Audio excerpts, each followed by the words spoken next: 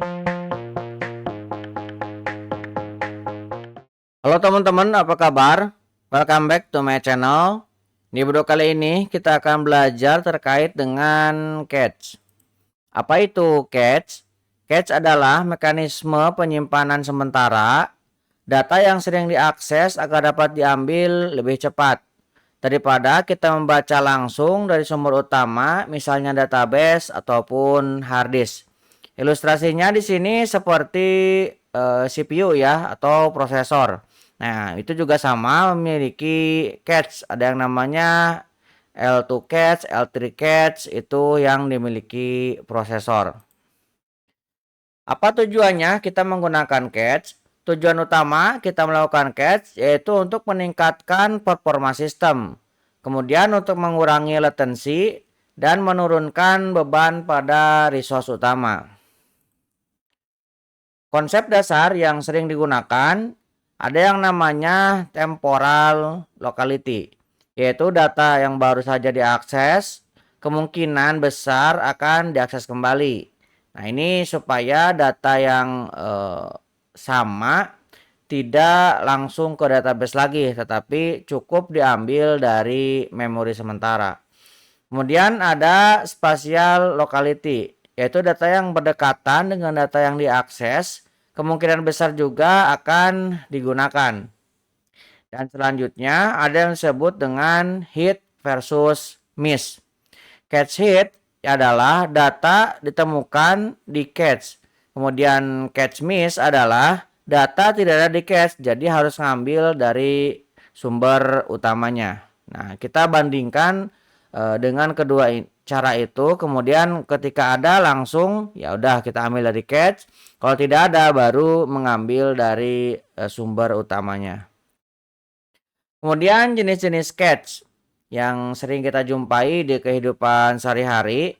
Yang pertama ada yang namanya CPU cache, yaitu cache hardware untuk instruksi dan data. Nah, dalam sebuah prosesor mungkin teman-teman pernah mendengar ada yang namanya L2 cache dan L3 cache. Kemudian ada juga yang disebut dengan disk cache, yaitu menyimpan blok data dari hard disk. Contohnya ini pada sistem operasi. Kemudian ada database cache, yaitu menyimpan query hasil atau objek pada penyimpanan database. Contohnya Redis dan Memcache. Kemudian ada web cache, yaitu menyimpan konten web statis atau dinamis. Contohnya CDN. Kemudian ada application cache, yaitu cache di level aplikasi. Ini biasanya bawaan dari bahasa pemrograman. Contohnya Node.js dan Java. Kemudian ada arsitektur cache system. Nah, yang pertama ada client side cache, yaitu cache yang disimpan di browser atau aplikasi pengguna. Selanjutnya ada yang disebut dengan server side cache, yaitu cache yang disimpan di server. Nah, ini biasanya disimpan di in-memory database. Bisa contohnya Redis atau Memcache. Kemudian ada distribute cache, yaitu cache tersebar di beberapa node untuk skalabilitas. CDN cache, yaitu cache konten statis di edge server dekat dengan pengguna. Strategi untuk cache. Yang pertama ada write through, yaitu data ditulis ke cache dan storage secara bersamaan. Kemudian ada write back, yaitu data ditulis ke cache dulu lalu ke storage utama secara asinkronus. Yang ketiga ada read through, yaitu aplikasi membaca data dari cache. Jika data tidak ditemukan, maka cache mengambil dari storage. Kemudian ada lagi lazy loading, yaitu cache akan mengambil dari aplikasi ke cache langsung ya, aplikasi langsung ke cache. Jika miss, aplikasi akan mengambil dari storage lalu menyimpan kembali ke cache-nya. Algoritma yang sering digunakan untuk penghapusan data cache. Yang pertama ada LRU, yaitu menghapus data yang paling lama terlebih dahulu. Kemudian ada LFU, yaitu menghapus data yang paling jarang digunakan. Ada lagi FIFO, yaitu menghapus data yang pertama kali masuk. Nah, ada lagi random replacement. Nah, kalau random replacement ini jarang digunakan ya, tapi ada juga, yaitu menghapus data secara acak. Nah, ini sequence diagram yang nanti akan kita coba terapkan pada contoh project kita. Nanti kita akan menggunakan JavaScript dan Node.js ya. Nanti flow-nya seperti ini. Jadi ketika klien melakukan request, nah si aplikasi akan merespon. Pertama dia akan ngecek dulu ke dalam cache. Kalau misalkan datanya ada, dia langsung kembalikan. Kalau misalkan tidak ada, dia akan ngambil ke database, kemudian data yang sudah didapat akan dikembalikan ke klien dan menyimpan juga ke cache-nya. Nah, flow-nya seperti ini. Nah, untuk lebih jelasnya kita akan langsung membuat project-nya. Sekarang teman-teman silahkan buka folder project-nya. Saya sudah membuat folder cache Redis di terminal ya. Nah, kita akan menggunakan folder ini untuk project-nya. Text editor yang akan kita gunakan adalah Neofim. Jadi buat teman-teman yang menggunakan text editor lain silahkan mengikutinya ya, masih bisa. Misalkan Visual Studio Code atau JetBrains ya. Kita akan mulai dari setup Neofimnya dulu. Nah, buat teman-teman yang terbiasa menggunakan Neofim atau yang baru silahkan cek tutorialnya di channel ini juga sudah ada ya. Oke. Kita akan menggunakan Neofim versi yang baru. Nah, pastikan teman-teman sudah menginstal dependensinya. Nah, pertama saya akan menggunakan Neofim versi 0.11.5. Nah, ini untuk tutorial Neofimnya sudah pernah saya buat ya. Jadi teman-teman silahkan kalau mau lebih dalam cek tutorial Neofim. Kemudian saya menggunakan Node.js versi 22.17. Saya juga sudah menginstal G++ untuk compilernya dan saya juga sudah menginstal Git ya. Nah, Git yang saya gunakan versi 2.25. Oke. Kita akan memulai membuat mengkonfig Neofimnya dulu ya. Saya akan buka lagi tab baru. Oke. Kemudian saya akan mengklon dari config punya saya ya. Saya ada di GitHub.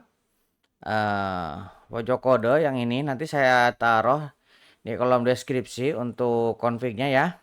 Nah, teman-teman silahkan scroll ke bawah. Di bagian bawah sudah ada panduannya juga di sini ya. Apa yang harus di setup? Neofim, C++, Git, Node.js, dan selainnya lagi ya. Kita akan clone dulu dari sini. Karena kita menggunakan Windows ya. Kita buka lagi. Kita tinggal paste saja ke sini. Oke, kalau misalkan sudah ada, kita akan coba hapus dulu ya. Saya akan remove ini. Oke. Untuk datanya. Kemudian kita juga akan remove untuk Neofimnya. Kita ini masih ada yang terbuka. Kita close dulu. Oke, kita remove lagi. Oke, sudah. Kemudian kita baru ulangi lagi yang tadi ya. Kita copy dari sini. Kemudian kita paste ke sini ya. Nah, seperti ini.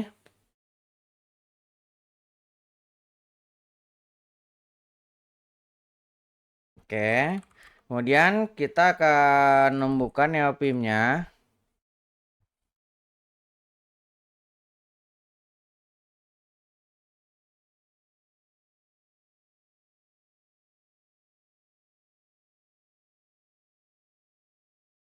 Kita coba buka lagi ya. Untuk mengulang yang tadi sempat gagal. Oke, sudah terinstall. Kita akan load ulang lagi. Kita bisa close. Oke, kita clear screen. Sekarang kita buka ulang. Nah, ini sudah terinstall ya NeoVim-nya.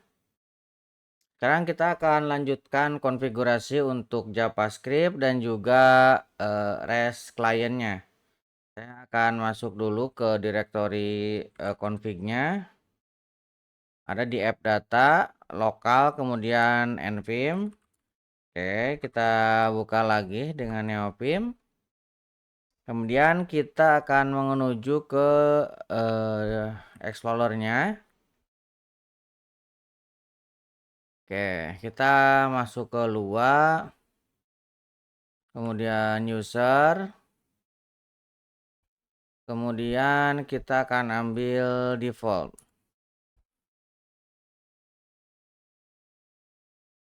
Oke, dia masih install. Ini ada yang masih belum terinstall, nanti kita load ulang saja. Yang perlu kita install ini JavaScript, ini kita buat jadi true. Kemudian kita akan menggunakan REST client juga. Ini saya akan set jadi true.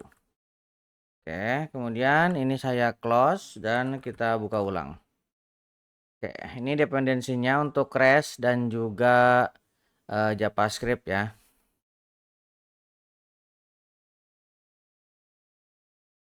Oke, sudah terinstall, kita akan close. Kemudian kita akan buka ulang. Kita coba buka lagi file. Oke, ini yang tadi ya. Kita coba lihat. Sekarang stiluanya sudah muncul, tapi Lua LS-nya belum ya. Nah, ini masih install tuh. Kita bisa lihat dari sini ya. Mason. Oh, dia masih install. Oke, dia sudah terinstall. Nah, harusnya sih sudah masuk ya. Oke, kita sudah menginstal semua kebutuhan dasarnya ya. Jadi nanti kalau misalkan kita gunakan ini sudah berfungsi ya autocomplete-nya. Sekarang kita akan menginisiasi untuk projectnya. Kita buka ke tab folder yang sudah kita buat sebelumnya. Kita akan menggunakan npm, kemudian init. Saya akan mengambil defaultnya -y ya. Nah, seperti ini. Jadi di sini sudah ada file packet.json. Kemudian kita akan menginstal beberapa dependensi. Saya akan clear screen. Kita akan gunakan npm install. Pertama kita gunakan express. Kemudian .env. Kemudian redis. Ini yang sebagai bukan development mode ya, tapi production mode. Kemudian kita akan menginstal untuk yang development mode, yaitu nodemon. Ini supaya auto refresh ya untuk projectnya. Oke, kita akan membukanya dengan NeoVim yang sudah kita buat sebelumnya. Kita buka tree-nya. Nah, ini sudah ada ya. Nah, kita akan buat folder baru. Saya akan menekan A supaya teman-teman bisa melihat. Saya akan menjalankan show key toggle-nya. Oke. Saya besarkan ininya ya, terminalnya. Oke. Kemudian kita akan membuat folder baru. Saya menekan A. Nah, kita akan memiliki folder src yang di dalamnya ada app.js. Oke. Ini file yang kita buat. Kemudian kita juga akan tambahkan lagi Pertama kita akan buat jsconfig.json. Ini untuk autocomplete-nya ya. Nah, kita buat di sini tekan A, jsconfig.json. Oke. Nah, jsconfig.json ini kita isi dengan compile option.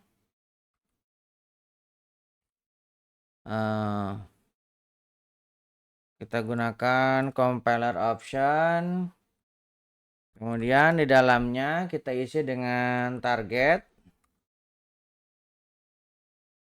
Nah, targetnya kita akan gunakan di sini ES6 ya. Nanti kita menggunakan ES6. Kemudian modulnya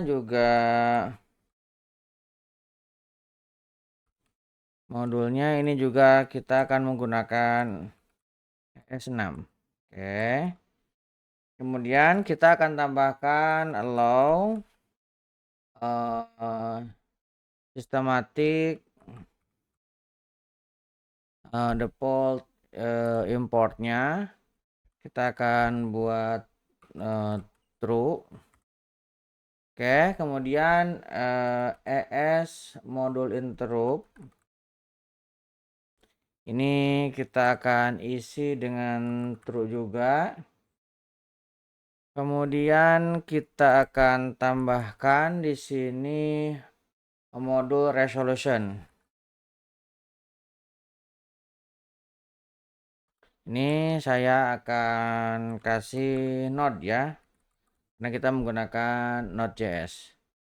Oke, kemudian kita akan daftarkan, kita akan include folder src kita. Ini src dan semua folder yang ada di dalamnya dan semua filenya. Ini kita registerkan. Oke, kemudian kita juga akan menambahkan prettier-nya ya. Ini juga kita buat supaya konsisten. Kita tekan A lagi. Prettier rc. Oke. Nah, dalam prettier rc kita akan buat pertama single quote. Nah, single quote-nya kita akan buat true. Kalau enggak kita buat false aja lah, supaya nanti double ya. Kemudian trailing comma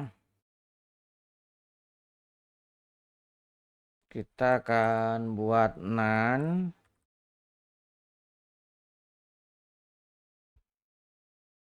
Oke, kemudian kita akan print width-nya.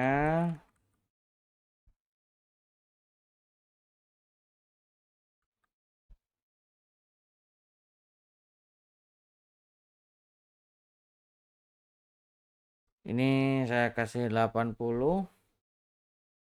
Kemudian tab width-nya ini saya akan kasih 4. Oke, kita save. Oke. Ini nah baru dia bereaksi ya. Oke, ini bisa di close yang ini. Kita rapihkan lagi yang bagian ini. Nah, yes config-nya juga kita bisa close ya. Oke, kita akan tambahkan env .env. Nah, di env kita akan tambahkan beberapa config. Misalkan ini kita buat Redis ya.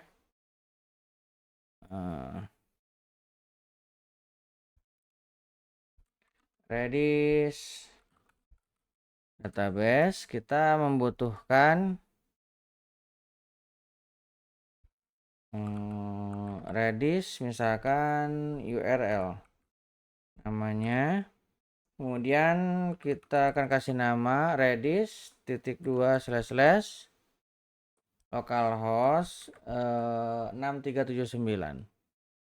Oke, kita buat satu dulu aja INV-nya. Oke, kemudian kita akan coba untuk kita tambahkan dulu, sering lupa ini git ignore ya. .git ignore supaya node modulnya tidak ikut ya. Nah, di git ignore ini isinya node modul dan env supaya tidak masuk ke git ya. Node modul, kemudian .env ini yang tidak akan kita include-kan, jadi kita ignore ya. Oke, selanjutnya kita akan coba simulasikan di app ini ya untuk Redis-nya. Jadi sebelum kita ke database, kita akan simulasikan dulu. Pertama, saya akan import Express from Express. Oke, kemudian saya akan import lagi. Nah, ini saya akan membuat Redis. Namanya create client. Nah, ini kita ambil dari Redis. Kemudian saya akan buat sebuah konstanta app. Ini kita buat dari Express. Nah, seperti ini ya. Ini kita kasih jarak. Kemudian saya akan buat lagi sebuah konstanta untuk port. Ini kita buat dari proses .env. Nah, karena ini menggunakan proses .env, kita harus import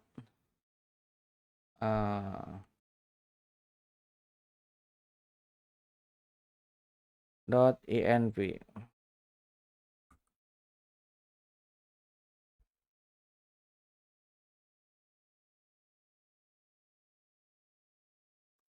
Ini kita harus import .env-nya ya. Jadi lewat terus ya. Import .env from .env. Nah, seperti ini. Kemudian .env .config. Oke, seperti ini. Nah, selanjutnya kita tinggal menggunakan. Kita akan initialize untuk Redis-nya. Kita akan kasih Redis client. Jadi kita sudah menginstal ya untuk drivernya. Saya akan buat sebuah konstanta client. Ini kita akan create client. Nah, nanti kita akan ngambil dari URL proses .env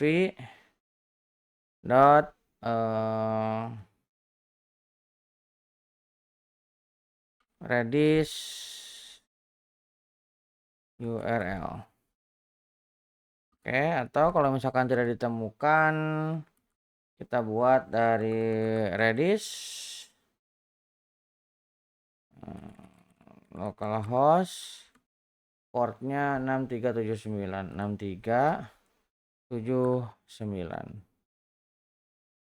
Oke, ini untuk kliennya. Tadi kita punya env ya di sini. Redis kita copy aja, Redis URL. Ini bisa kita simpan ke sini. Redis URL. Oke. Kemudian kita akan definisikan client.on. Kita akan cek jika error. Nah, kita akan buat sebuah callback error. Ini kita akan console.log. Kita akan kasih Redis client error. Kemudian kita kirimkan errornya. Oke. Kemudian kita akan connect ke Redis. Nah, connect ke Redis kita bisa menggunakan asynchronous. Kita gunakan asinkron ini dummy ya, jadi dia anonymous function. Saya akan gunakan try await client, kemudian connect. Oke, kita tinggal console.log sini connected to Redis. Misalkan ini untuk keterangannya ya. Oke, kalau misalkan terjadi error, kita akan tambahkan catch. Nah, dan errornya kita akan konsol juga ya. Console.error. Nah, ini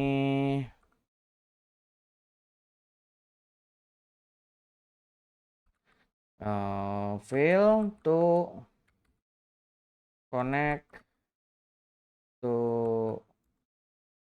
Redis. Oke, kemudian kita kasih error dot message-nya.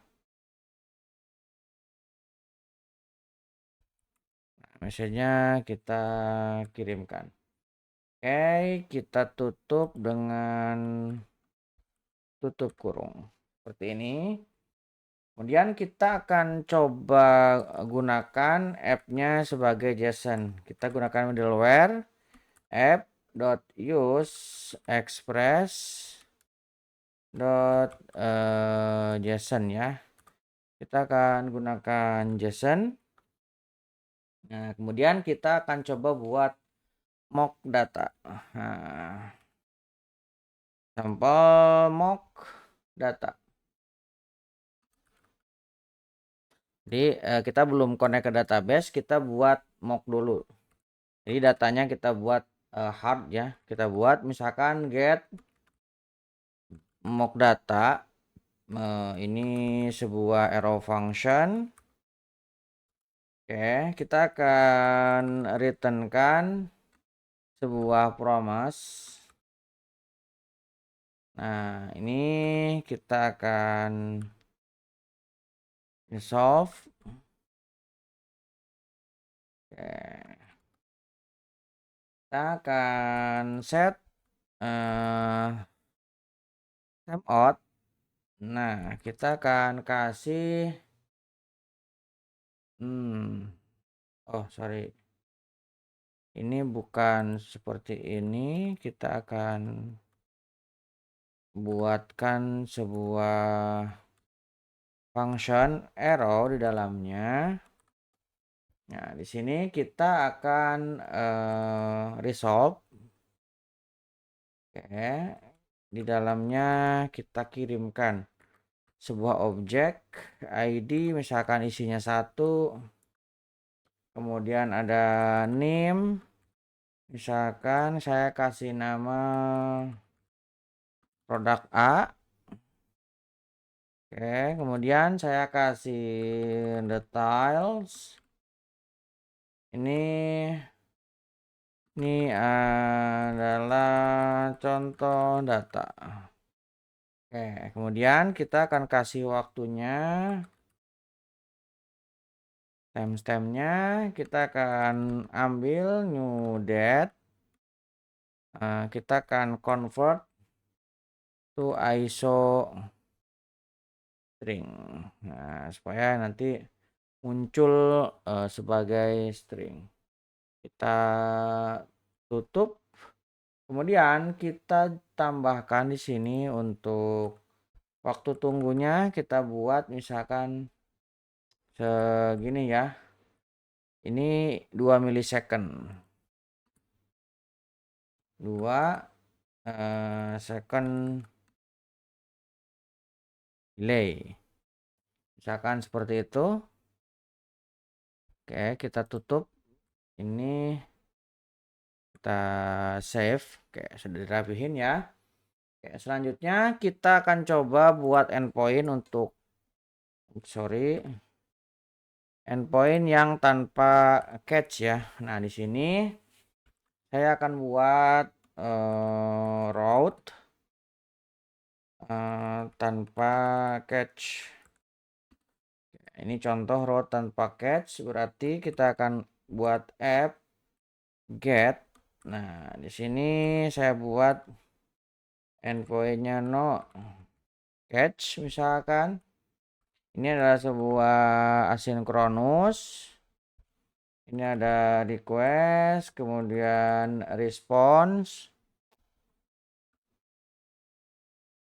Ini kita buka tutup, kemudian cons data. Ini kita akan await get mock data. Ambil dari atas tadi, baru kita kasih respon JSON. Nah, kita akan gabungkan data dengan source-nya, misalkan ini dari database contohnya ya. Nah, seperti ini. Nah, ini kita kayaknya ada yang kurang ya. Kita belum tambahin Slin. Biar lebih mantap, saya akan buka lagi di sini. Slin tadi ada yang kelewat. Tinggal tambahkan ini. Ini kita bisa copy yang ini aja. Kemudian kita buka lagi terminalnya. Saya bakalan buka tab baru. Oke, kita install di sini.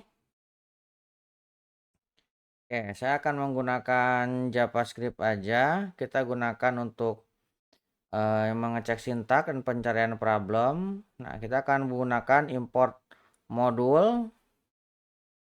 Kemudian ini none for this, TypeScript-nya no.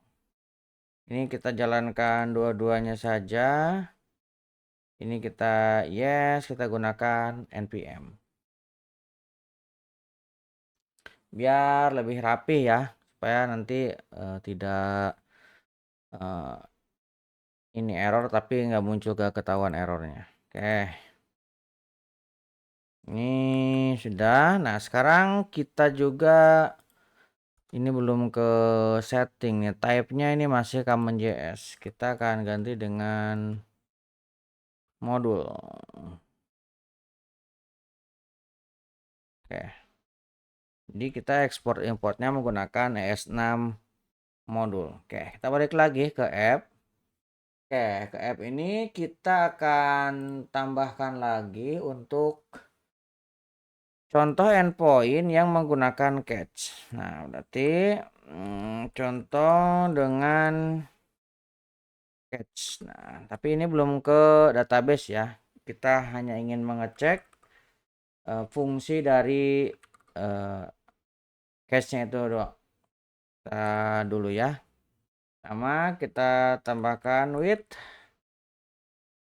catch. Misalkan endpoint-nya ini kita akan buat sebuah asinkronus. Nanti ada request dan juga respon. Ini sebuah arrow function. Nah, kita akan definisikan dulu key-nya. Kita akan buat sebuah konstanta key. Nah, key ini kita akan kasih nama mock. Misalkan data 1. Ini sesuaikan dengan datanya ya. Nah, karena kita ini sampel dulu, kita buat namanya mock juga. Oke, kita buat try catch, kita buat konstanta lagi.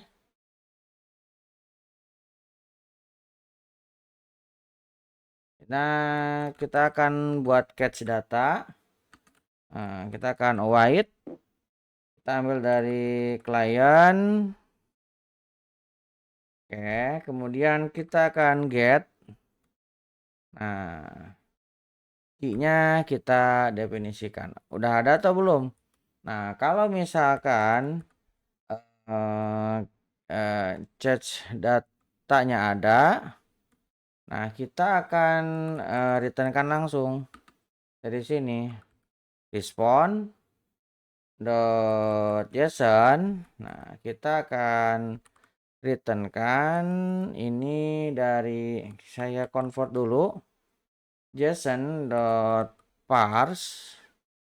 Nah, kita akan kirimkan catch datanya. Kemudian saya akan kasih keterangan di sini. Source-nya ini dari catch ya. Jadi supaya kita tahu ini dari catch atau dari DB. Ini kalau misalkan dia ketemu. Kalau misalkan ternyata tidak, saya akan buat lagi di sini data yang diambil dari mock ya.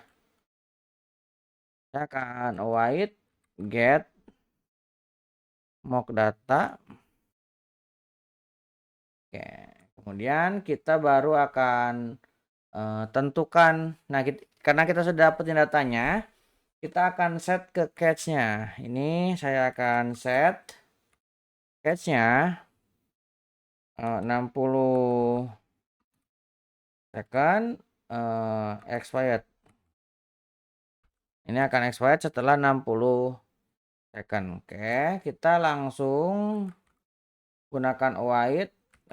Kita panggil koneksinya client dot kita set. Nah, yang mau kita gunakan adalah key yang sudah kita buat tadi. Kemudian kita ubah. Nah, ini string jadi string. Kemudian expirednya kita gunakan 60 second. Nah, selanjutnya kita tinggal berikan respon. Jadi tinggal respon dot json dot set.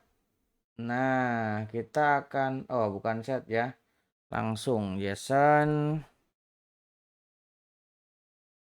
Kita tambahkan source-nya dari database. Oke, seperti ini. Kita tinggal tambahkan catch-nya. Kita keluarkan errornya. Kemudian kita kasih respon. JSON dengan statusnya 500, errornya juga kita kembalikan. Oke, ini kita save dulu. Oke, formatternya jalan. Oke, selanjutnya saya akan gunakan app dot listen. Kita akan gunakan port. Kemudian saya akan console log. Ini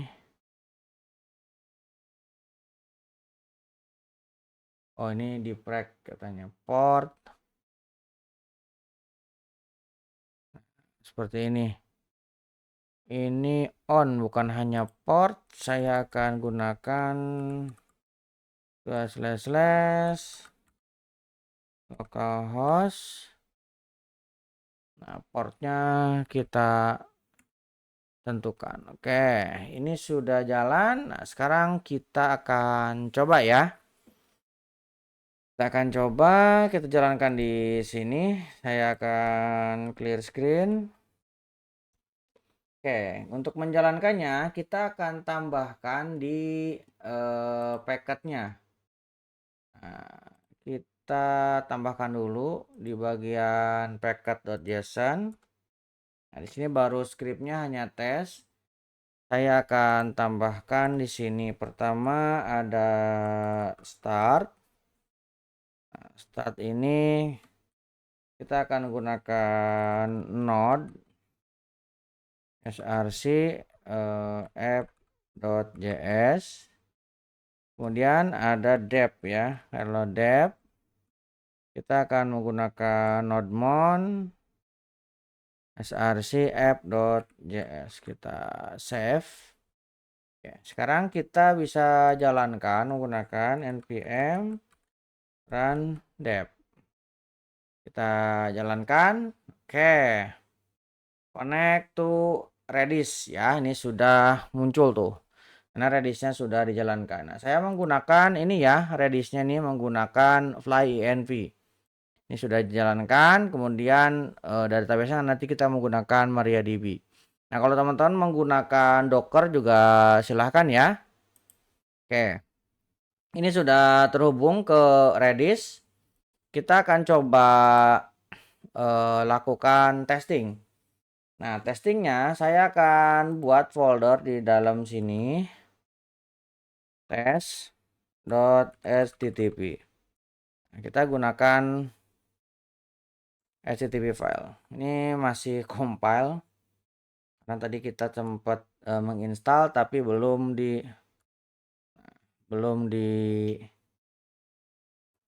compile untuk tree seaternya. Oke, sekarang kita coba. Karena ini kita menggunakan env, kita akan tambahkan dulu di sini untuk base URL-nya. Ini saya tambahkan untuk base URL. Saya kasih nama di sini base URL juga. Nah, sama dengan http localhost portnya 3000. Jadi kita menggunakan 3000 ya portnya. Kalau tidak salah ya 3000. Oke. Kemudian kita kembali ke sini. Nah, di dalam http file pertama kita akan berikan informasi di sini. Load data misalkan ya. Load data ini kita akan menggunakan metodenya get. Oke, kemudian kita akan ngambil base URL. Kemudian kita akan gunakan catch. Ini kita coba dulu. Oke. Tadi kita memiliki no catch. Oke, kita coba jalankan, tekan spasi. Kemudian kita gunakan R. Ini kan ada R besar untuk REST. Kita tekan R besar. Kemudian S kecil untuk send request. Tekan S kecil. Oke, dia ngeload. Oke. Nah, ini ya. Lihat ininya durasinya. Teman-teman juga perhatikan durasi ini ya. 2177. Ini kalau misalkan kita request lagi dengan hal yang sama, ini durasinya masih hampir sama ya, karena ini tidak menggunakan catch. Kita coba request yang ketiga misalkan. Nah, ini juga sama ya. Nah, sekarang kita akan coba jalankan. Kita buat separator di sini. Load data with catch. Nah, ini kita akan gunakan metodenya get. Kemudian kita akan panggil base URL-nya. Oke. Kemudian kita akan panggil di sini with catch ini. Kita akan save lagi. Nah, di sini timingnya tadi 2160 ya. Ini kita tekan spasi lagi, kemudian R besar, kemudian S kecil. Kita coba request.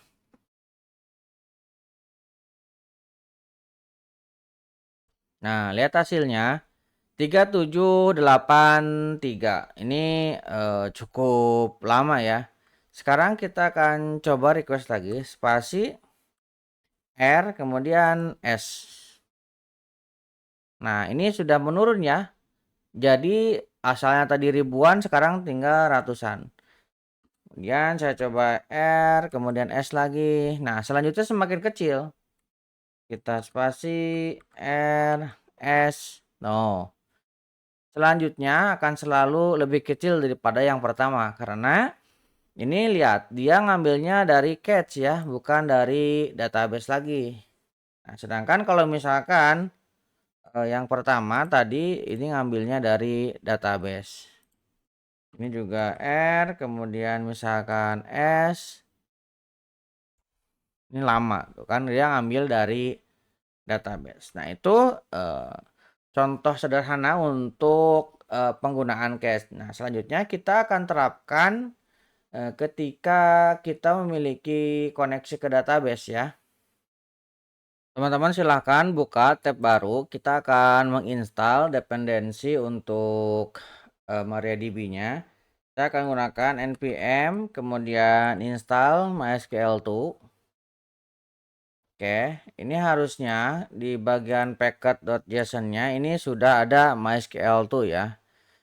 Jadi kita bisa langsung gunakan. Nah, kita akan pindahkan ini sepertinya tes ini di luar. Harusnya dia ada di dalam folder tes. Saya akan buat folder tes. Nah, seperti ini. Kemudian saya akan pindahkan, tekan X. Kemudian saya akan pindahkan ke dalam tes. Jadi dia tidak di luar ya. Nah, ada di dalam folder tes. Selanjutnya kita akan buat lagi folder config dan db. Kita tekan A. Saya akan buat folder config. Kemudian db.json. Nah, ini untuk konfigurasi database-nya ya. Oh, bukan JSON ya ini. Kita db.js karena kita menggunakan JavaScript koneksinya. Oke, kita akan tambahkan di sini. Pertama saya akan import MySQL2-nya.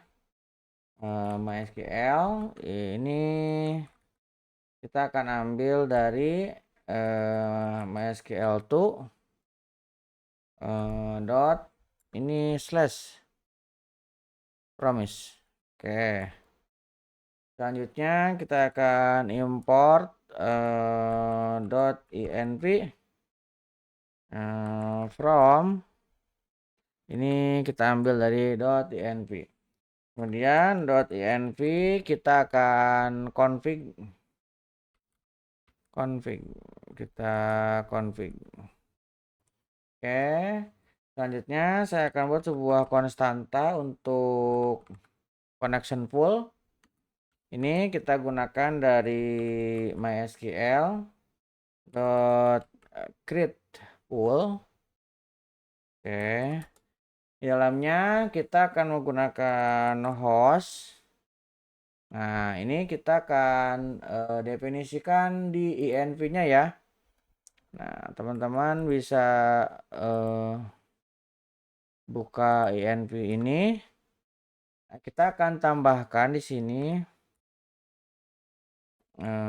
misalkan MariaDB database keterangannya ya. Kita pertama butuh db host. Nah, db hostnya kita akan gunakan 127.0.0.1 ini sama dengan localhost. Kemudian db usernya kita gunakan root. Oke. Kemudian db password ini kita gunakan root juga. Oke, kemudian db port ini 3306 default ya. Kemudian db nim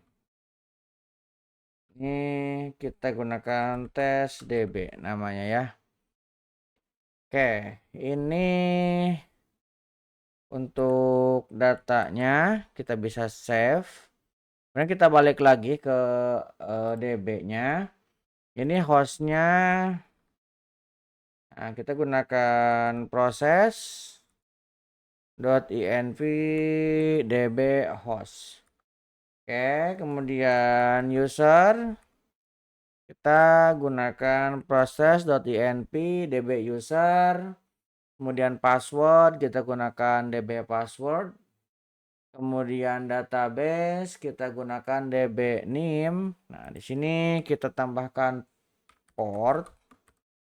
Ini db port. Kemudian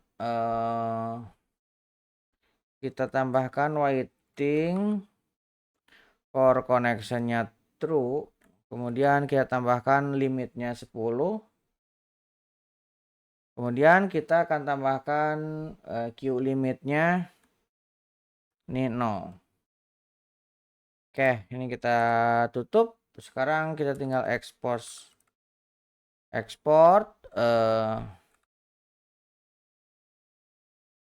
default pool.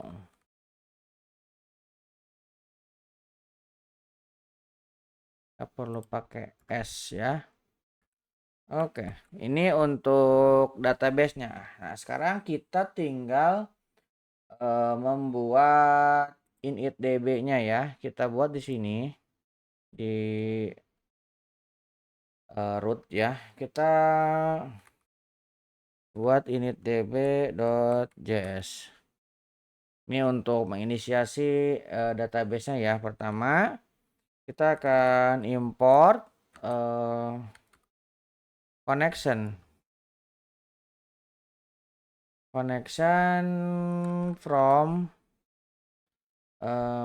config db.js. Oke, kemudian saya akan buat sebuah asynchronous function namanya initdb. Oke. Nah, kita akan isi. Nah, nanti kita akan panggil initdb-nya ke sini. Oke. Kita akan panggil sebuah try catch ke sini.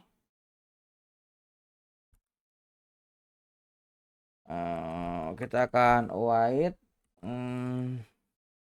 connection dot query.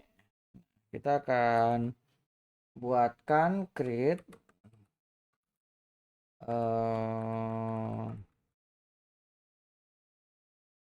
database if not exist. Namanya tadi apa ya? Test db.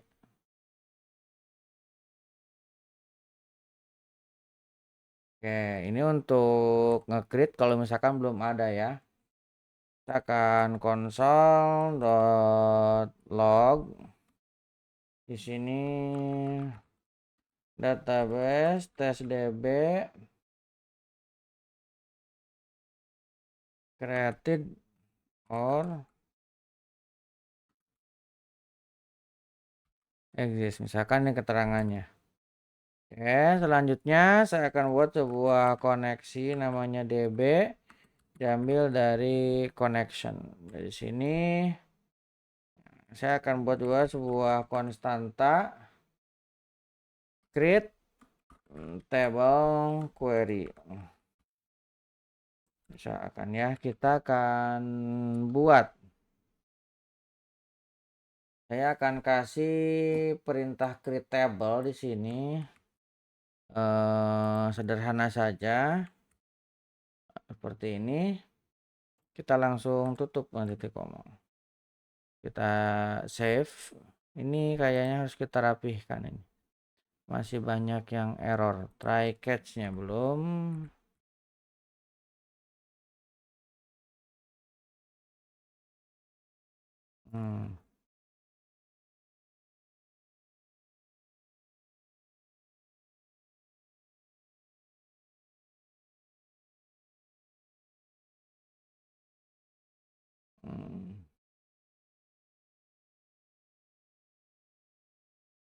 Kita kasih exit 1. Oke. Ini biar rapi, ini belum kepake. Ini kita tambahkan indentasi, ini juga sama ini. Oke. Selanjutnya kita akan buat keterangan, kemudian kita akan proses exit 0. Oke, kita save. Oke, sekarang kita akan coba tes dan jalankan. Kita buka lagi tab baru ya. Kita akan menggunakan node, kemudian src, kemudian init.db, initdb.js. Kita jalankan. Ini tes DB tidak terdefinisi. Kita bisa gunakan di buffer. Saya akan create di sini saja. Create new database. Tes DB. Kita tekan OK. Oke, sekarang kita akan coba jalankan lagi. Kita run. Nah, ini sudah jalan ya. Kalau misalkan kita lihat lagi di sini, kita refresh. Oke, kita lihat tabelnya. Nah, tabel usernya sudah terbentuk ya. Oke, ini bisa kita clear screen. Sekarang kita akan tambahkan untuk koneksi ke Redis-nya ya. Kita akan tekan A, kemudian saya akan kasih nama redis.js. Oke. Nah, di bagian Redis ini kita akan definisikan. Pertama kita akan import namanya create client. Nah, ini kita akan ambil from Redis ya.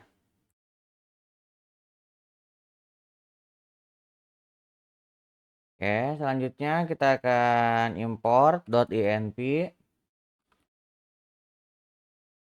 Ini kita ambil dari .env. Nah, selanjutnya kita akan definisikan .env-nya.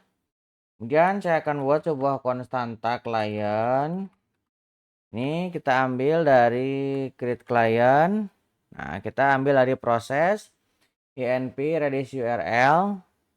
Kemudian kita akan tambahkan client. Ini untuk membuat error. Nah, selanjutnya kita akan buat sebuah asinkronus ya. Ini sebuah async. Nah, seperti ini. Kita akan buat sebuah tray. Kita akan await. Kliennya kita akan panggil. Kita akan koneksikan. Kemudian di sini saya akan console log. Ini misalkan connected to Redis. Nah, seperti ini ya. Nah, kita akan tambahkan cache-nya. Mungkin di sini saya kasih variabel error. Kemudian kita akan console dot error. Misalkan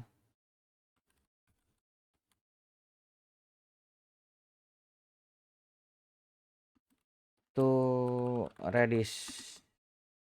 Kita akan kirimkan pesan errornya ya. Error dot message.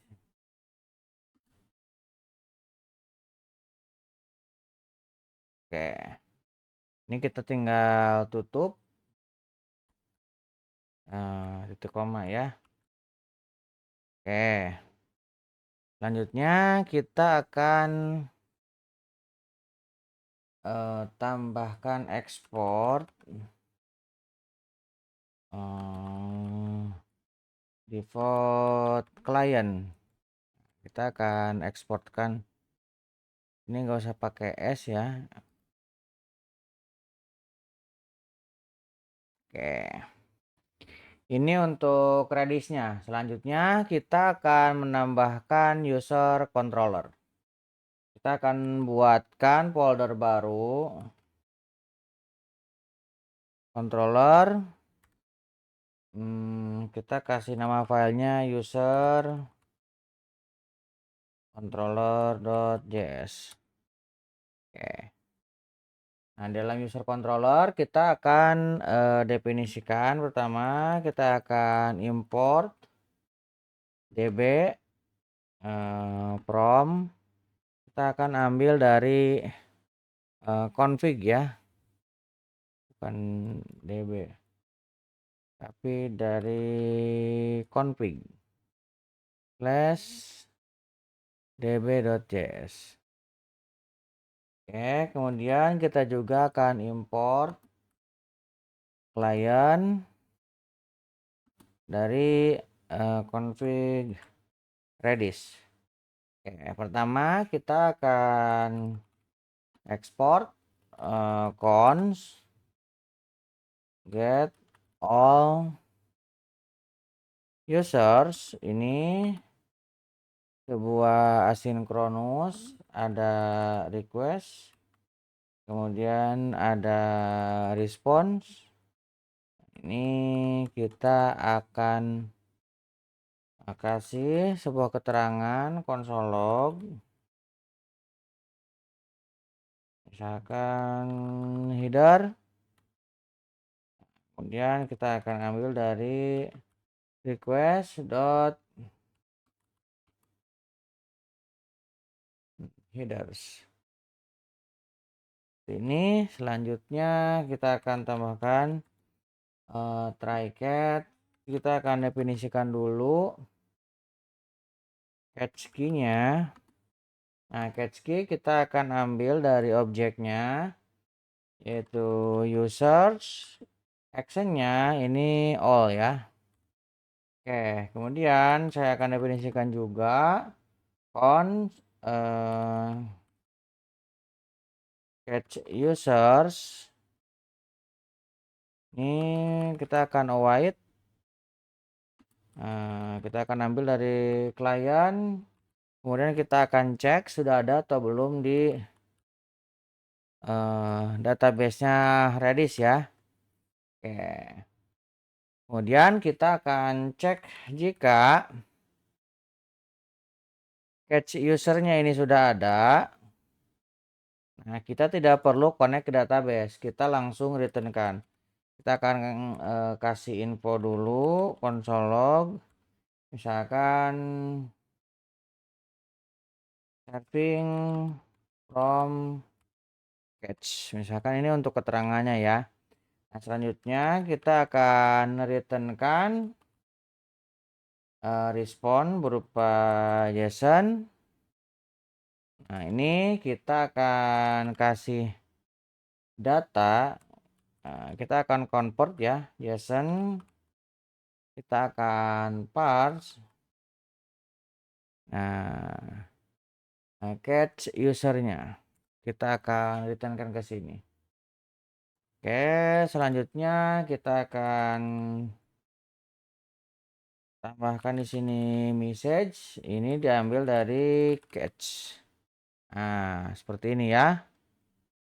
Selanjutnya kita akan tambahkan di sini untuk kondisi yang tidak didapatkan dari Redis ya. Nah, saya akan buat sebuah konstanta.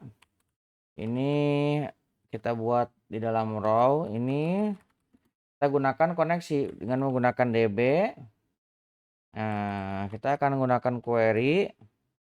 Ini select bintang aja from users. Kita akan order by ID ascending. Oke, ini query-nya. Selanjutnya kita akan await client. Ini hasil query-nya kita akan simpan supaya ketika ada get selanjutnya ini sudah ada di Redis ya. Nah, kita gunakan key-nya. Kemudian kita akan buat convert ke dalam string JSON. Kita convert ke dalam string row-nya. Jadi yang row hasil query-nya kita convert ke dalam string. Kemudian kita akan tambahkan expired-nya. Ini expired-nya kita kasih 3600. Artinya ini 1 jam ya. 1 jam expired. Nah, ini ya. Oke. Baru kalau misalkan sudah disimpan ke dalam Redis, expirednya kok malah. Nah, kemudian kita akan buatkan response JSON. Nah, ini kita akan kirimkan data ini isinya rows. Kemudian message-nya ini no catch, misalkan seperti ini. Oke, ini kita tik koma. Ini boleh juga return. Oke. Kita akan catch-kan di sini. Akan error variabelnya. Kemudian kita akan response status. Kita akan kasih statusnya 500. Kemudian kita kasih JSON. Ini misalkan error. Saya kasih error dot message-nya ke sini. Oke, ini untuk ini ya, get all user. Nah, ini kita buat satu dulu. Nah, selanjutnya kita akan buat lagi untuk route. Nah, saya akan tekan A, kemudian akan buat folder baru. Route. Nah, ini route ini isinya user route.js. Nah, user route.js ini digunakan untuk routingnya. Kita akan import dulu. Kan import express from express. Oke. Selanjutnya kita akan import. Nah, kita akan import semua yang kita akan aliaskan menjadi user controller. Nah, ini akan kita ambil dari controller user controller. Oke. Selanjutnya kita akan definisikan router. Ini dari express router. Nah, kita akan panggil router.get. Nah, kita akan buat rootnya sama dengan, kemudian baru kita akan ambil user controller, get all usernya kita panggil ke sini. Oke, ini ya, kita tutup. Selanjutnya kita akan export default router. Oke. Nah, sekarang kita akan ke apps ya. Nah, appsnya ini kita harus ubah. Nah, ini bisa kita duplikat ya. Ini akan saya rename dulu. Ini jadi app 1. Nah, kita akan definisikan apps yang baru. Kita akan tekan A, app.js. Oke. Nah, dalam apps ini kita akan definisikan hal yang sama. Kita bisa copy dari app 1 ini. Kita akan membutuhkan express. Nah, Redis-nya ini sudah kita pindah ya, jadi tidak perlu kita panggil. Jadi ini cukup express. Kemudian kita akan import klien. Ini kita ambil dari ini sebenarnya tidak perlu langsung route aja ya. Import user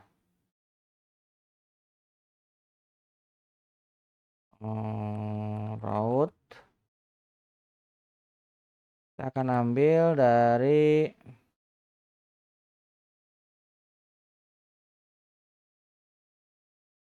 route.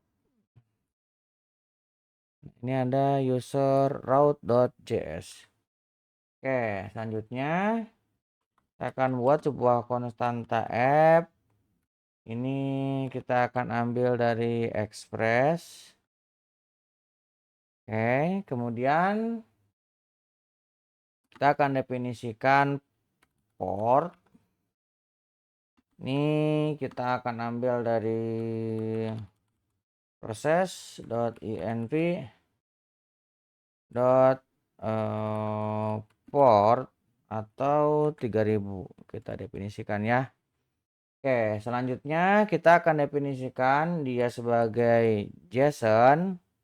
Kemudian kita akan tambahkan middleware app use. Nah, di sini kita akan panggil users. Kemudian user routernya kita tambahkan ke sini. Oke, selanjutnya kita tinggal panggil ya. Nah, kita tinggal if proses dot env dot node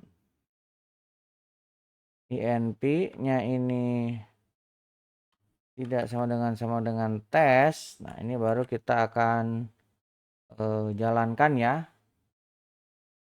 App.listen dari port. Nah, localhost. Nah, ini karena sudah ada ya.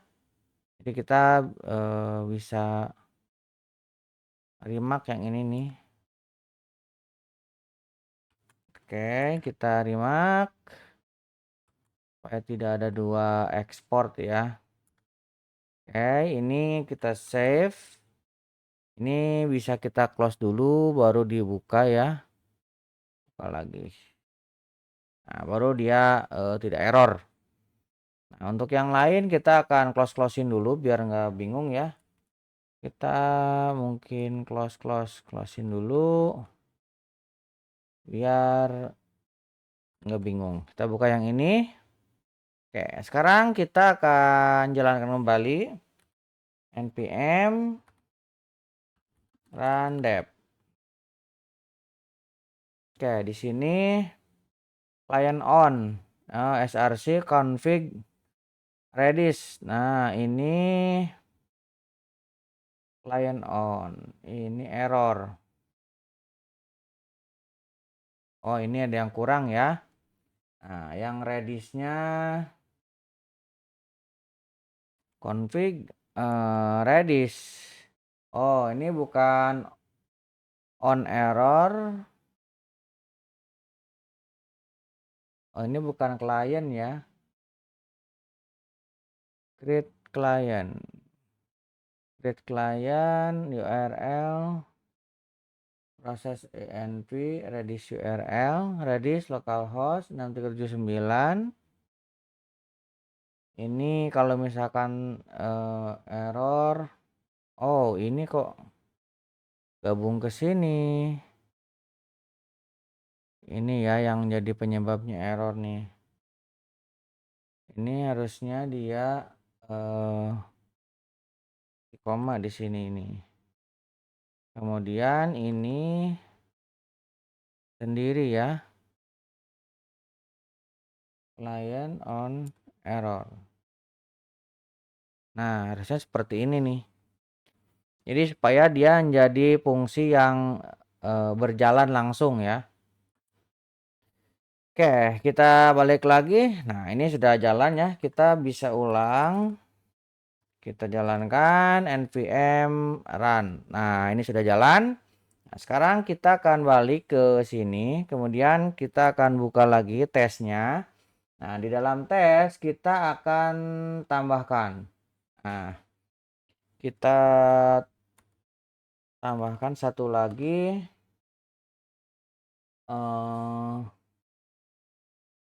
Load data users. Nah, kita gunakan metodenya get. Endpointnya masih sama, kita gunakan base URL. Di sininya kita gunakan users. Oke, kita bisa save. Sekarang kita akan coba spasi R besar kemudian S kecil. Oke, kita coba lihat, kita tekan Z kemudian R. Nah, ini sudah ada sampel datanya ya. Nah, ini tidak di catch. Sekarang kita akan close, kemudian kita coba jalankan lagi. Spasi run kemudian S. Nah, lihat message-nya sekarang di catch. Z R tuh. Di sini message-nya catch dan waktunya ini lebih cepat. Jadi ketika sudah ada tersimpan di dalam Redis-nya, dia tidak ke database lagi tapi langsung dikembalikan dari Redis. Oke, ini sudah berjalan. Nah, sekarang kita tinggal tambahkan, ini saya close dulu ya. Ini juga. Kita masuk ke controller, kita akan tambahkan fungsi yang lainnya. Jadi kan kita get all. Sekarang kita akan coba tambahkan get by ID. Nah, kita akan gunakan export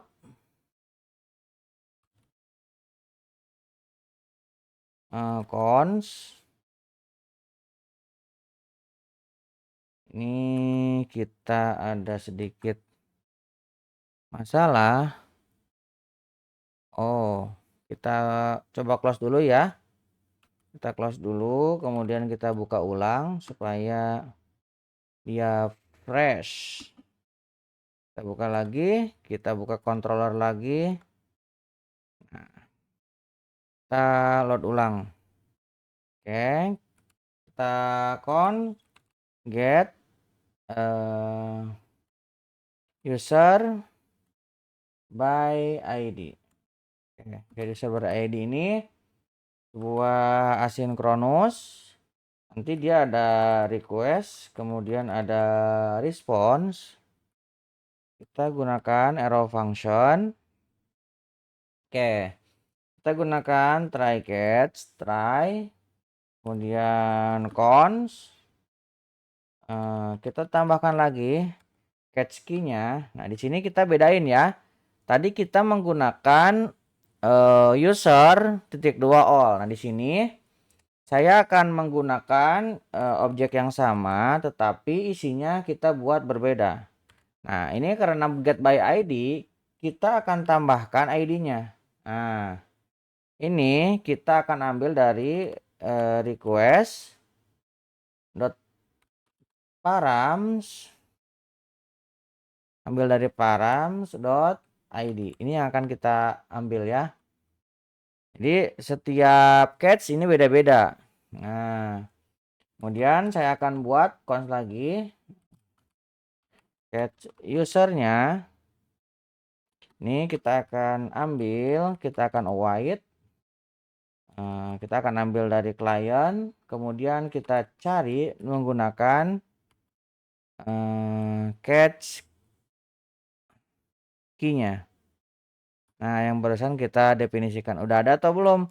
Nah, kalau misalkan sudah ada, kita akan returnkan langsung tanpa ngecek ke database. Catch user. Nah, jika ada, kita akan console log dulu aja deh. Console log, misalkan saya akan kasih ini 2 ya. Akan kasih serving from catch, misalkan seperti ini ya. Oke, kemudian kita akan return-kan. Kita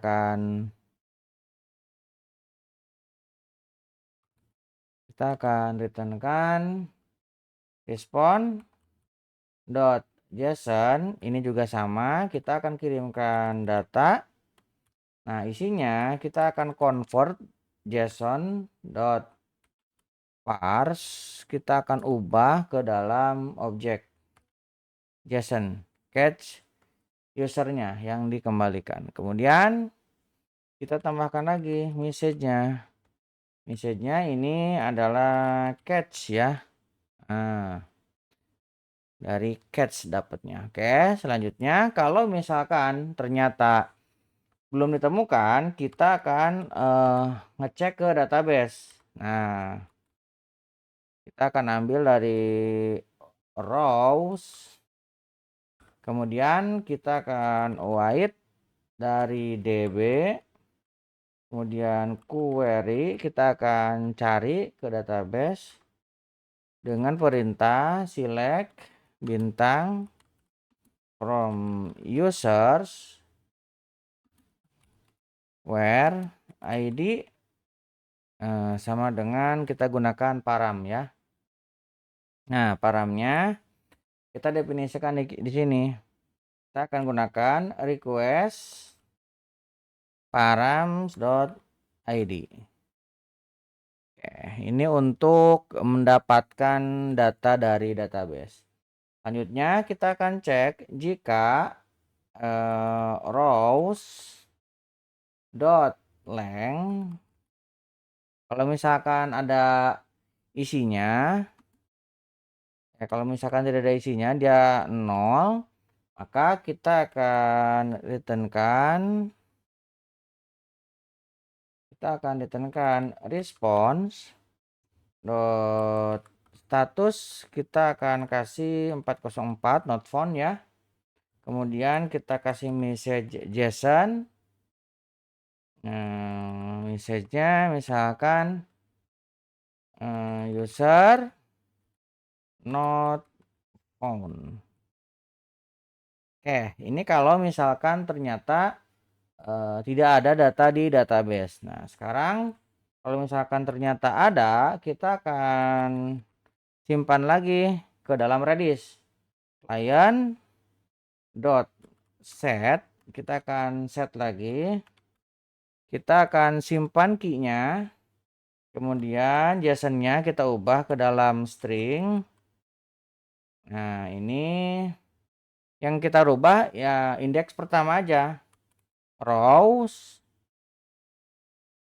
yang indeks ke 0, indeks paling atas pertama.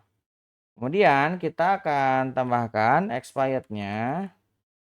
Ini 1 jam 3600. Oke, ini. Oke, selanjutnya kita kembalikan respon.json. Nah, kita kasih lagi di sini data. Ini sama. Kita akan ambil dari rows indeks ke 0. Kemudian kita akan kasih message. Sama ya message-nya. No catch. Nah, ini kalau misalkan ternyata ngambil dari database. Kemudian kita baru tambahkan catch-nya, error. Kemudian kita akan response dot status. Ini saya akan kasih errornya 500. Kemudian ini formatnya adalah JSON. Kita kasih error. Kemudian kita akan kirimkan message-nya. Nah, seperti ini. Oke. Ini white. Oh, kliennya tidak ketemu namanya. Saya salah nulis ya. Nah, harusnya seperti ini. Oke, ini ketika kita menggunakan satu, kita masuk lagi ke dalam route-nya, user route. Nah, dalam user route kita tinggal tambahkan routernya di sini ya. Router metodenya masih get. Nah, bedanya di sini ada parameter ID. Kemudian kita akan panggil user controller dot get user by ID. Nah, seperti ini. Kita save. Oke, sekarang kita coba buka lagi yang tesnya. Nah, dalam tesnya kita akan coba ini ya, get by ID. Kita coba tambahkan get user by ID. Oke, kita gunakan metodenya get. Kemudian kita gunakan base URL. Ini masih menggunakan users. Misalkan ID-nya ini 1 ya. Kita save. Saya menjalankan spasi run kemudian send. Oke. Ini no catch berarti dia langsung. Kita coba ya. Ini Z kemudian R. Nah, lihat. Satu ini tes gmail.com. Datanya ditemukan. Ini waktunya 106 dan ini tidak di catch. Sekarang kita coba jalankan lagi spasi run kemudian S. Nah, lihat ini lebih cepat 45 ya. Kemudian ini datanya juga ditemukan dan ini message-nya catch. Artinya ini diambil dari catch-nya bukan dari database. Oke, ini untuk get by ID. Sekarang kita akan tambahkan lagi. Nah, user controllernya. Sekarang kita akan tambahkan untuk create user. Nah, di sini saya akan export lagi. Kemudian cons create user. Ini sebuah asynchronous. Ada request, ada response. Nah, kemudian kita akan buat variabel untuk menampung kiriman dari user. Ada name, kemudian ada email. Seperti ini. Ini kita ambil dari request.body. Nah, ini kita ambil dari sini. Selanjutnya kita akan proses. Kita buat try. Nah, fungsinya di create ini akan mereset untuk proses yang penarikan. Kalau misalkan tidak di reset, nanti ketika user get all data belum ada update-nya. Jadi ketika insert baru, kita harus reset untuk yang get all ya. Nah, kita akan buat try dulu. Saya akan buat sebuah konstanta di sini. Nah, saya akan buat result variabel. Kita akan await. Nah, db kemudian query ini kita akan lakukan insert into users. Ini kita ada name kemudian email, kemudian value-nya kita akan gunakan parameter. Oke. Selanjutnya kita gunakan parameternya name dan juga email. Oke, ini untuk query-nya. Nah, selanjutnya kita akan await client. Kemudian kita akan delete. Nah, ini kita akan hapus. Nah, yang kita hapus ID-nya users yang all.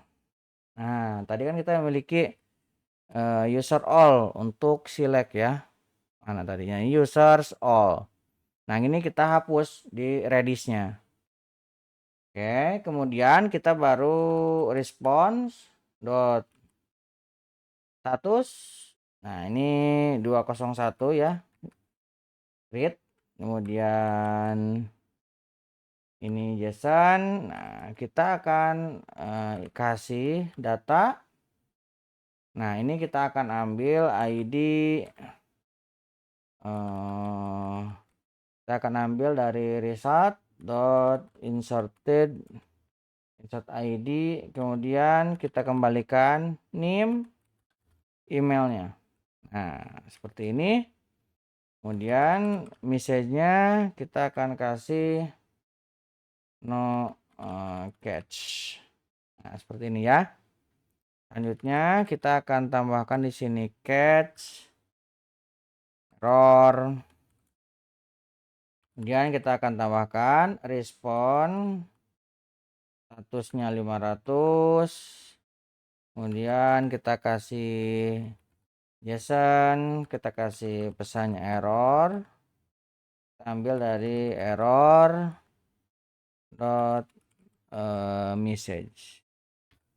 Oke, ini untuk create user. Sekarang kita tinggal ke routernya. Ya, tambahkan router dot post. Nah, endpointnya langsung kita buat user controller dot create user. Oke.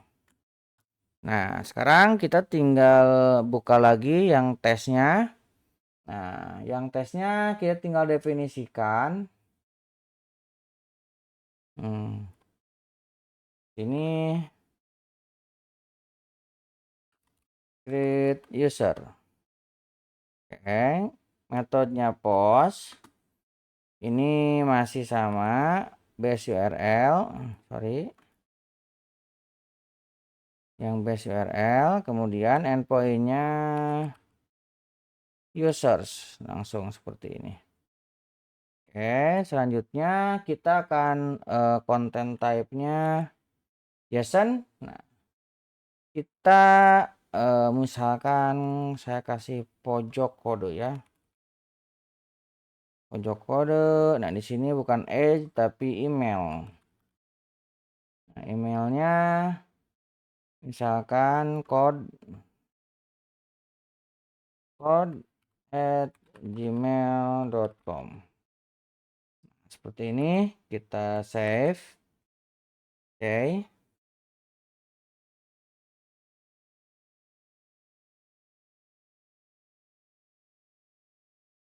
Ini kayaknya kita terlalu bawah. Ini kan harusnya konten ya. Nah, di ini dia nganggapnya beda.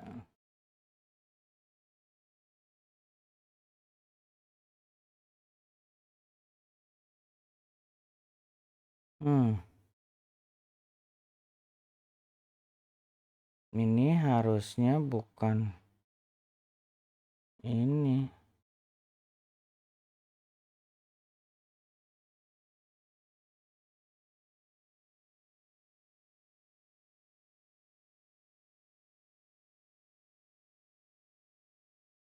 Content type JSON. Nah, ini nih ya. Kita tadi tidak terbaca. Oke. Kita fokuskan di sini, spasi, kemudian R, kemudian S. Nah, lihat ini sudah terkirim. Nah, tidak ada catch-nya. Sekarang kita coba ambil dari load data user yang get all ya, spasi R S. Nah, kita Z. Lihat. Nah, ini pojok kode ya. Code at gmail.com. Sudah berhasil kesimpan. Dan ini tidak ada catch-nya ya, karena kita reset tadi. Nah, supaya muncul. Oke, sekarang kita akan balik lagi ke controller, kita akan tambahkan untuk update user. Oke, di sini kita akan ekspor cons update user. Ini sebuah asynchronous, ada request, ada response. Oke. Nah, pertama kita akan ambil data dari body. Kita akan buat sebuah konstanta. Ini kita memiliki name dan juga email. Ini kita akan ambil dari request dot body. Oke. Selanjutnya kita buat try catch. Kita akan buat untuk resultnya. Ini kita akan dapatkan dari db.query. Oke. Kita turunkan update users set. Nah, name kita akan gunakan param, kemudian email ini juga gunakan param, where id sama dengan param. Oke, selanjutnya kita akan definisikan di sini ada name, kemudian email, kemudian di sini request param id. Ini untuk yang dikirimkan ya. Oke, selanjutnya kita akan cek jika result kemudian mengembalikan data effect row sama dengan 0. Nah, kita akan returnkan respon status tidak ada 404 dot json. Nah, kita akan kasih message user not found. Oke, ini kalau misalkan diupdate ternyata tidak ditemukan ya. Nah, kalau misalkan ada, kita akan await. Kita akan tambahkan ke dalam klien. Kemudian kita akan delete supaya bisa dilihat perubahannya ya. Yang kita delete dua-duanya. User dot all. Nah, kemudian kita juga akan await. Kita akan delete ini untuk users. Nah, kemudian kita akan gunakan ID-nya. Nah, kita akan request params.id. Nah, ini kita hapus untuk yang ID-nya sama saja. Kemudian kita akan kasih respon JSON. Nah, kita akan kirimkan datanya ID. Kita akan ambil dari request params.id, kemudian name, kemudian email. Oke, kemudian kita akan kasih message ini no catch. Nah, tidak ada catch kalau misalkan proses update mah ya. Nah, catch kita kasih error message-nya. Ini response dot status. Kita kasih errornya 500 dot json. Kita kasih pesan error error dot message.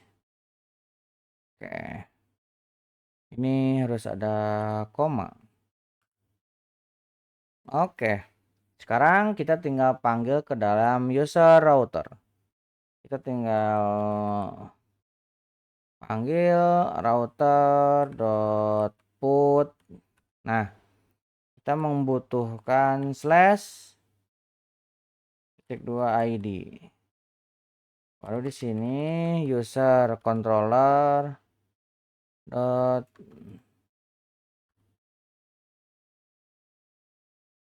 update user. Kita save. Kita akan buka lagi bagian restnya. Nah, sekarang kita bisa duplicate yang ini ya, yang bagian sini. Saya akan duplicate ke bawah. Ini update user. Oke, ini metodenya jadinya put. Oke, ini tipenya JSON. Ini pojok kode 2 misalkan. Kemudian kita akan tambahkan di sini ID-nya 3 misalkan ya. Kita akan save. Oke, kita akan tekan spasi R kemudian S. Oke, ini ZR. Nah, 3. Ini no catch. Berarti ini berhasil ya. Nah, untuk di-update. Sekarang kita akan coba get user by ID. Oke.